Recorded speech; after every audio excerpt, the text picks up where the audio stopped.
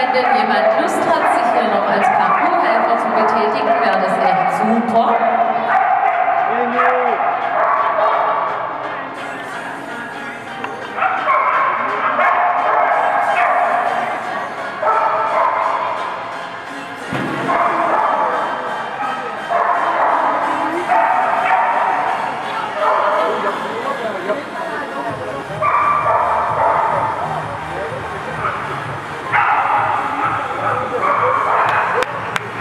Ja, die zwei sind im Ziel und wir machen weiter mit der